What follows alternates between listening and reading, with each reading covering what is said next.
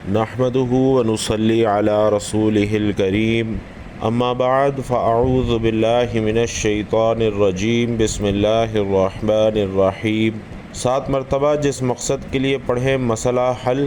اول و آخر 7 مرتبہ درود شریف کے ساتھ سورۃ الرحمن کی یہ 2 آیات 7 مرتبہ جس مقصد کے لیے بھی پڑھی جائیں انشاءاللہ مسئلہ حل ہو جائے گا۔ انسانی زندگی فطرتاً مسائل، مشکلات اور آزمائشوں کا مجموعہ ہے، اور ہر شخص زندگی میں کسی نہ کسی مرحلے پر ایسے چیلنجز سے دوچار ہو جاتا ہے جہاں عقل، تدبیر اور دنیاوی وسائل ناکافی ثابت ہوتے ہیں۔ یہی وہ مقام ہوتا ہے جہاں انسان رب ذوالجلال کی طرف رجوع کرتا ہے۔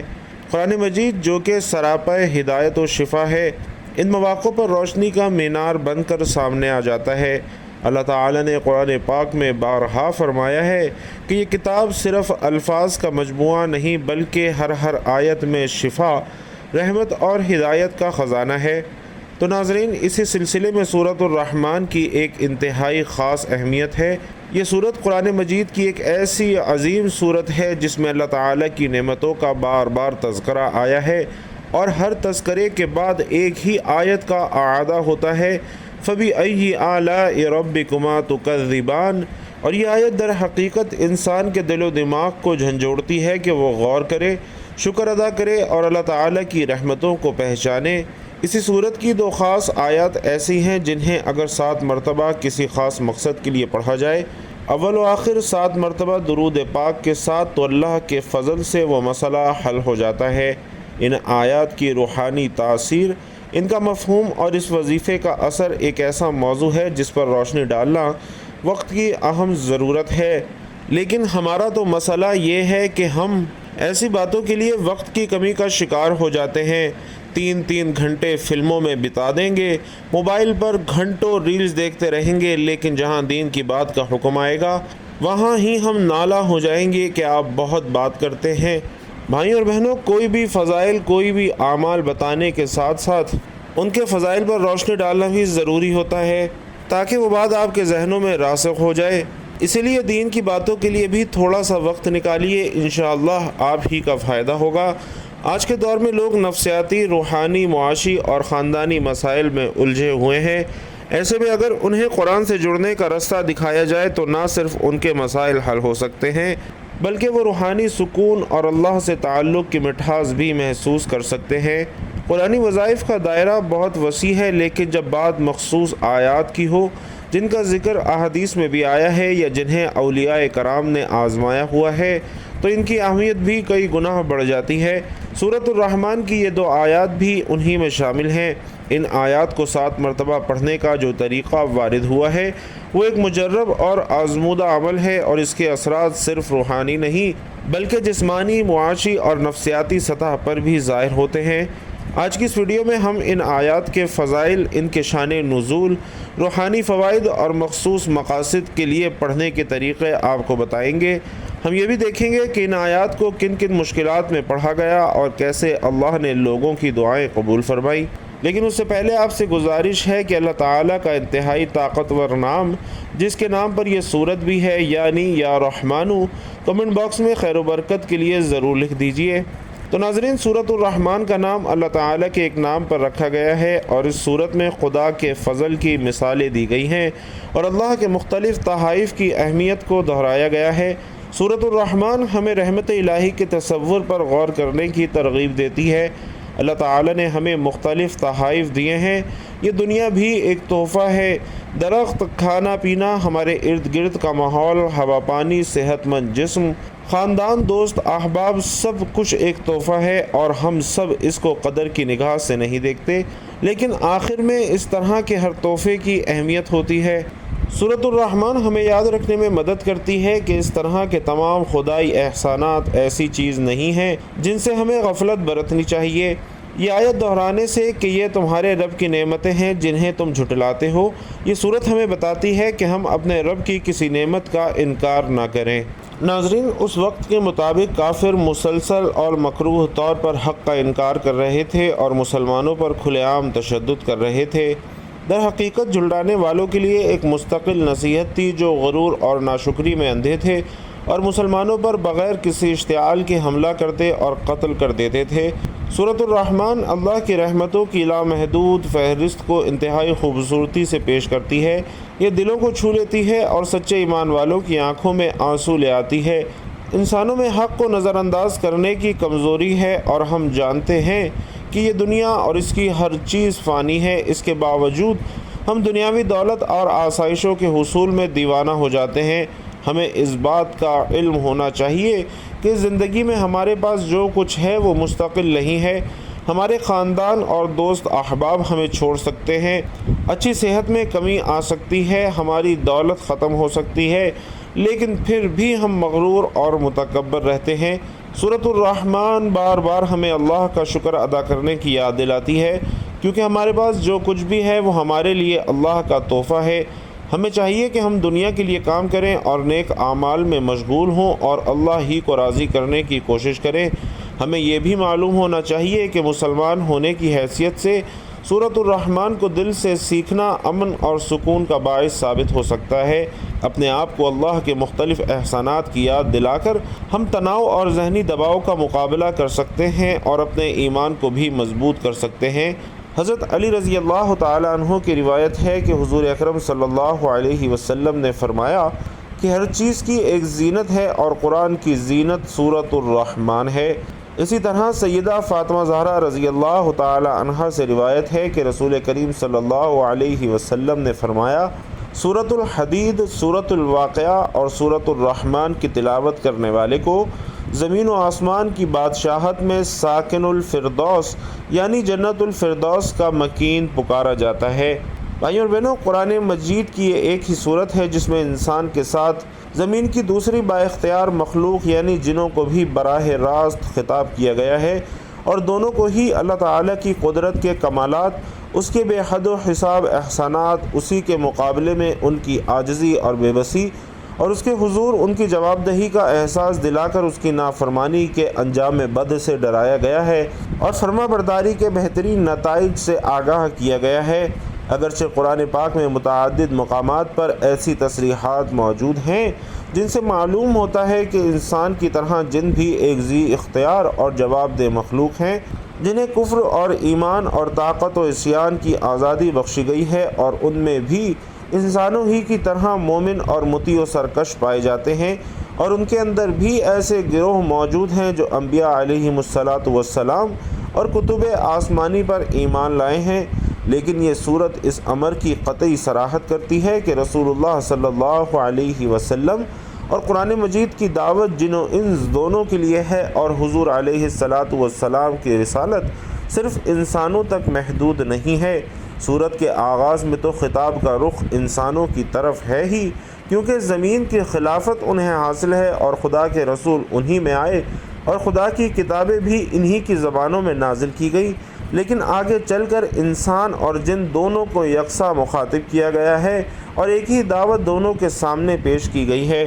سورت کے مضامین چھوٹے چھوٹے فقروں میں سے ایک خاص ترتیب سے ارشاد ہوئے ہیں۔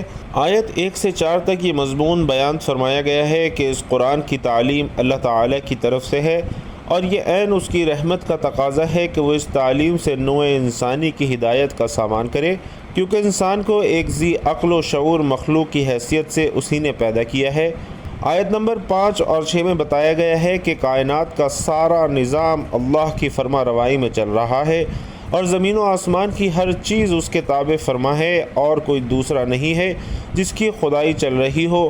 آیت نمبر 7 سے 9 میں ایک دوسری اہم حقیقت بیان کی گئی ہے کہ اللہ تعالیٰ نے کائنات کے اس پورے نظام کو ٹھیک ٹھیک توازن کے ساتھ عدل پر قائم کیا ہے، اور اس نظام کی فطرت یہ چاہتی ہے کہ اس میں رہنے والے اپنے حدود اختیار میں بھی عدل ہی پر قائم ہوں اور توازن نہ بگاڑیں۔ آیت نمبر 10 سے 25 تک اللہ تعالیٰ کی قدرت کے عجائب و کمالات بیان کرنے کے ساتھ ساتھ اس کی ان نعمتوں کی طرف اشارے کیے گئے ہیں جن سے انسان اور جن فائدہ اٹھا رہے ہیں۔ آیت نمبر 26 سے 30 تک انسان اور جن دونوں کو یہ حقیقت یاد دلائی گئی ہے کہ اس کائنات میں ایک خدا کے سوا کوئی غیر فانی اور لازوال نہیں ہے، اور چھوٹے سے بڑے تک کوئی موجود ایسا نہیں جو اپنے وجود اور ضروریات وجود کے لیے خدا کا محتاج نہ ہو۔ زمین سے لے کر آسمانوں تک شب و روز جو کچھ ہو رہا ہے اسی کی کار فرمائی سے ہو رہا ہے۔ آیت نمبر 31 سے 36 تک ان دونوں گروہوں کو خبردار کیا گیا ہے کہ ان قریب وہ وقت آنے والا ہے جب تم سے باز پرس کی جائے گی، اس باز پرس سے بچ کر تم کہیں نہیں جا سکتے۔ خدا کی خدائی تمہیں ہر طرف سے گھیرے ہوئے ہے، اس سے نکل کر بھاگ جانا تمہارے بس میں نہیں ہے۔ اگر تم اس گھمنڈ میں مبتلا ہو کہ اس سے بھاگ سکتے ہو تو بھاگ کر دیکھو۔ آیت نمبر 37 اور 38 میں بتایا گیا ہے کہ یہ باز پرس قیامت کے روز ہونے والی ہے، اور آیت نمبر 39 سے 45 تک ان مجرم انسانوں اور جنوں کا انجام بتایا گیا ہے جو دنیا میں اللہ تعالیٰ کی نافرمانی کرتے رہے ہیں، اور آیت 46 سے آخر صورت تک تفصیل کے ساتھ وہ انعامات بیان کیے گئے ہیں جو آخرت میں ان نیک انسانوں اور جنوں کو عطا کیے جائیں گے جنہوں نے دنیا میں خدا ترسی کی زندگی بسر کی اور یہ سمجھتے ہوئے کام کیا ہے کہ ہمیں ایک روز اپنے رب کے سامنے پیش ہو کر اپنے اعمال کا حساب دینا ہے۔ بھائیوں اور بہنوں، یہ پوری تقریر خطابت کی زبان میں ہے اور ایک پرجوش اور نہایت بلیغ خطبہ ہے جس کے دوران میں اللہ تعالیٰ کی قدرت کے ایک عجوبے اور اس کی عطا کردہ نعمتوں میں سے ایک ایک نعمت اور اس کے سلطانی و قہاری کے مظاہر میں سے ایک ایک مظہر اور اس کی جزا و سزا کی تفصیلات میں سے ایک ایک چیز کو بیان کر کے بار بار جن اور انسانوں سے سوال کیا گیا ہے کہ فَبِأَيِّ آلَاءِ رَبِّكُمَا تُكَذِّبَانِ۔ ناظرین محترم، انسانی زندگی مسائل اور مشکلات سے عبارت ہے اور ہر انسان کسی نہ کسی پریشانی، غم، بیماری، تنگ دستی یا روحانی بے سکونی میں مبتلا ہے۔ بس اوقات دنیاوی وسائل، تدابیر اور انسانی مدد ناکافی ثابت ہوتی ہے اور انسان بے بس ہو کر صرف اللہ کی طرف رجوع کرتا ہے۔ یہی رجوع اصل عبادت ہے، کیونکہ بندہ جب اپنی کمزوری، ناداری اور بے بسی کو تسلیم کرتا ہے تو وہ اللہ کی ربوبیت اور قدرت کو دل سے ماننے لگتا ہے اور اسی لمحے سے اس کے لیے رحمت کے دروازے کھل جاتے ہیں۔ قرآن مجید اللہ تعالیٰ کا کلام محض تلاوت کے لیے نازل نہیں ہوا بلکہ یہ شفا، ہدایت اور رحمت ہے۔ اللہ تعالیٰ نے خود قرآن کو شفاء لما فی الصدور قرار دیا ہے۔ قرآن اللہ کا کلام ہے اور اس میں اللہ نے فرمایا ہے کہ ہم قرآن میں وہ کچھ نازل کرتے ہیں جو ایمان والوں کے لیے شفا اور رحمت ہے۔ فقہی نقطہ نظر سے تمام ائمہ نے اس بات کو تسلیم کیا ہے کہ قرآن کی آیات کو بطور شفا اور وظیفہ پڑھنا جائز ہے، بشرطے کہ نیت خالص ہو اور طریقہ خلاف شریعت نہ ہو۔ امام احمد بن حنبل رحمۃ اللہ علیہ فرمایا کرتے تھے کہ قرآن وہ دوا ہے جس کے اثر کو کوئی چیز روک نہیں سکتی اگر نیت میں اخلاص ہو۔ اسی طرح دعا مومن کا ہتھیار ہے اور قرآن سے مانگی جانے والی دعا سب سے زیادہ مؤثر ہوتی ہے۔ جب کوئی بندہ قرآن کی آیات کو وظیفے کی نیت سے پڑھتا ہے تو گویا وہ اللہ کے کلام کے ذریعے اللہ ہی سے مدد مانگ رہا ہوتا ہے۔ اس کی آیات میں ایسی روحانی طاقت ہے جو انسان کی زنگ آلود دلوں کو صاف کرتی ہے، اس کے باطن کو منور کرتی ہے اور اس کے بگڑے ہوئے معاملات کو سنوار دیتی ہے۔ یہی وجہ ہے کہ قرآن کی بعض آیات کو مخصوص انداز سے پڑھنے کا اہتمام اہل تصوف، علماء کرام اور بزرگان دین نے ہمیشہ کیا ہے۔ ان میں سورۃ الرحمن کی 2 مخصوص آیات بھی شامل ہیں جن کا 7 مرتبہ ورد ایک مجرب اور مؤثر وظیفہ سمجھا جاتا ہے۔ سورۃ الرحمن قرآن کریم کی ایک عظیم سورت ہے۔ اس میں اللہ تعالیٰ کی بے شمار نعمتوں کا بیان ہے اور بار بار ایک ہی آیت کو دہرایا گیا ہے، فَبِأَيِّ آلَاءِ رَبِّكُمَا تُكَذِّبَانِ، یعنی تم دونوں اپنے رب کی کن کن نعمتوں کو جھٹلاؤ گے۔ یہ تکرار قاری کے دل پر اثر انداز ہوتی ہے اور اسے غور و فکر کی دعوت دیتی ہے اور انسان کے دل میں اللہ کی عظمت اور شکر گزاری پیدا کرتی ہے۔ یہ آیت دراصل یاد دہانی ہے کہ اللہ کی نعمتیں اتنی کثیر ہیں کہ ان کا انکار ممکن ہی نہیں ہے، اور جب انسان اپنے مسائل میں گھر جاتا ہے تو وہ اکثر ان نعمتوں کو بھول جاتا ہے، لیکن یہی آیت انسان کو بار بار جگاتی ہے کہ تم جس رب کی نعمتوں میں جی رہے ہو وہی تمہارے مسائل کا حل بھی رکھتا ہے۔ تو محترم ناظرین، اس وظیفے کے بے شمار روحانی فوائد ہیں۔ دل کو سکون ملتا ہے، ذہنی دباؤ اور وسوسوں سے نجات حاصل ہوتی ہے، کاروباری رکاوٹوں میں بہتری آتی ہے، رشتہ یا شادی کے مسائل میں آسانی آتی ہے اور جسمانی بیماریوں سے شفا ملتی ہے۔ ایک صاحب جو کئی ماہ سے مالی پریشانی میں مبتلا تھے، انہوں نے مسلسل 40 دن تک یہ عمل کیا اور ان کی ملازمت کا راستہ خود بخود ہموار ہو گیا۔ اسی طرح ایک خاتون جنہیں 5 سال سے اولاد نہیں ہو رہی تھی، انہوں نے اس وظیفے کو تہجد کے وقت پڑھنا شروع کیا اور الحمدللہ 3 ماہ میں ہی انہیں حمل کی خوشخبری ملی۔ ایک بزرگ جن کے دل میں بہت زیادہ بے سکونی تھی، انہوں نے یہ آیات روزانہ عصر کے بعد پڑھنا معمول بنایا اور 2 ہفتے میں الحمدللہ ان کی نیند بحال ہو گئی اور دل کو عجیب اطمینان حاصل ہوا۔ ایک نوجوان جن کے رشتے میں مسلسل رکاوٹیں آ رہی تھیں، انہوں نے سورۃ الرحمن کی ان 2 آیات کا وظیفہ شروع کیا اور 21 دن کے اندر الحمدللہ ان کی بات طے ہو گئی۔ تو محترم ناظرین، 7 مرتبہ پڑھنے کا طریقہ کار کچھ یوں ہے کہ سب سے پہلے مکمل پاکیزگی اور وضو کے ساتھ بیٹھیں، اپنے دل کو دنیاوی خیالات سے خالی کر دیں اور اللہ کی طرف مکمل توجہ مرکوز کر دیں۔ پھر اول 7 مرتبہ درود ابراہیمی پڑھیں۔ آئیے ایک بار ثواب کی نیت سے میرے ساتھ بھی درود ابراہیمی پڑھ لیں۔ اللہم صلی علی محمد وعلی آل محمد کما صلیت علی ابراہیم وعلی آل ابراہیم انک حمید مجید۔ اللہم بارک علی محمد وعلی آل محمد کما بارکت علی ابراہیم وعلی آل ابراہیم انک حمید مجید۔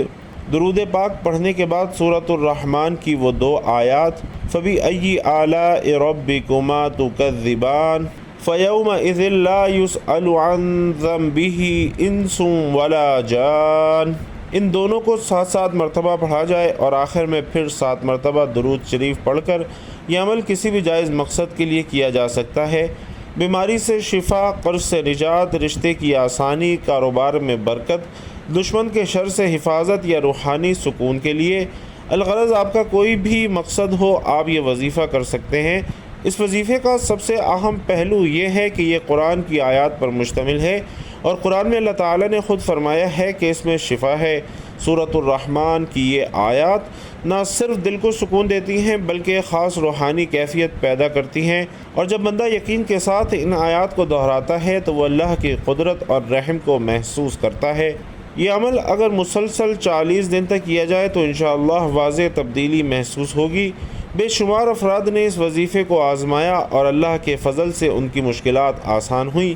کئی افراد نے اپنی گواہیوں میں بیان کیا کہ شدید مالی تنگی میں یہ وظیفہ کرنے سے رزق میں کشادگی ہوئی، بعض نے روحانی بیماریوں میں شفا پائی اور کچھ نے ازدواجی مسائل میں بہتری محسوس کی۔ اور ناظرین، اہم بات یہ ہے کہ اس عمل کو کرتے ہوئے مکمل یقین، خلوص اور عاجزی ہونی چاہیے۔ اللہ تعالیٰ صرف انہی دعاؤں کو قبول کرتا ہے جو دل سے نکلتی ہیں اور جن میں دنیاوی حرص اور ہوس سے پاک نیت شامل ہوتی ہے۔ اگر کوئی بندہ یہ عمل محض آزمائش کے طور پر کرے یا بے دلی سے کرے تو اس کے اثرات کم ہو سکتے ہیں۔ احادیث مبارکہ میں بھی درود شریف کی فضیلت کا بار بار ذکر آیا ہے۔ درود شریف در حقیقت دعا کی قبولیت کی کنجی ہے، اور جب بندہ درود پاک پڑھتا ہے تو اللہ تعالیٰ کے محبوب صلی اللہ علیہ وسلم پر درود بھیجتا ہے اور اس کے بدلے اللہ اس بندے کی دعا کو رد نہیں فرماتا۔ اسی لیے ہر روحانی عمل کے آغاز و اختتام میں درود شریف کو شامل کیا جاتا ہے۔ حضرت شیخ عبد القادر جیلانی رحمۃ اللہ علیہ فرمایا کرتے تھے کہ درود شریف ہر روحانی دروازے کی کنجی ہے، جو درود شریف سے خالی ہے وہ خالی ہاتھ ہی رہتا ہے۔ امام شافعی رحمۃ اللہ علیہ فرماتے، میں نے دعا کی قبولیت کے دروازے کو درود کے بغیر بند پایا اور جب درود شامل کیا تو دروازہ کھل گیا۔ تو ناظرین، قرآنی آیات کا وظیفہ کرنے کے دوران وقت کی پابندی بھی اہم ہے۔ اگر ممکن ہو تو تہجد کے وقت یا فجر کی نماز کے بعد کا وقت بہترین ہوتا ہے۔ اس وقت دل زیادہ صاف اور ماحول پرسکون ہوتا ہے۔ جمعرات یا جمعے کی رات بھی روحانی اعمال کے لیے موضوع سمجھی جاتی ہے۔ قرآن سے جڑنے کا سب سے خوبصورت پہلو یہ ہے کہ بندہ اپنے رب سے براہ راست گفتگو کرتا ہے۔ جب وہ قرآن کی آیات کو دل سے پڑھتا ہے تو گویا وہ اللہ سے مدد مانگ رہا ہوتا ہے، اور ناظرین، یہی تعلق بندے کو مضبوط بناتا ہے، اس کی روح کو طاقت دیتا ہے اور دنیاوی مسائل کے سامنے اسے جھکنے نہیں دیتا۔ لہٰذا اگر آپ کسی بھی مسئلے میں مبتلا ہیں اور ہر در بند نظر آ رہا ہے تو اللہ تعالیٰ کے در پر آئیں قرآن سے رجوع کریں، سورۃ الرحمن کی ان 2 آیات کو 7 مرتبہ پڑھیں، اول و آخر درود شریف کے ساتھ پڑھیں اور مکمل یقین اور اعتماد کے ساتھ اپنے رب سے دعا مانگیں۔ انشاءاللہ آپ کا مسئلہ ضرور حل ہوگا، کیونکہ قرآن کبھی ناکام نہیں رہنے دیتا اور اللہ کبھی اپنے بندے کو خالی ہاتھ نہیں لوٹاتا۔ میری اللہ تعالیٰ سے دعا ہے کہ اللہ تعالیٰ میرا سنانا اور آپ کا سننا اپنی بارگاہ میں قبول و منظور فرمائے، جو مانگا مقدر فرمائے، جو نہیں مانگ سکے بن مانگے عطا فرمائے، اور اللہ تعالیٰ ہم سب کو نیکی کی بات سننے، سمجھنے اور اس پر عمل کرنے کی طاقت اور توفیق مرحمت فرمائے، آمین یا رب العالمین۔ بھائی اور بہنوں، آخر میں آپ سے گزارش ہے کہ ویڈیو پسند آئی ہو تو کامنٹ باکس میں ایک مرتبہ صدق دل سے سبحان اللہ ضرور لکھتے جائیے گا۔ اللہ رب العزت آپ سب کا حامی و ناصر ہو، آمین یا رب العالمین۔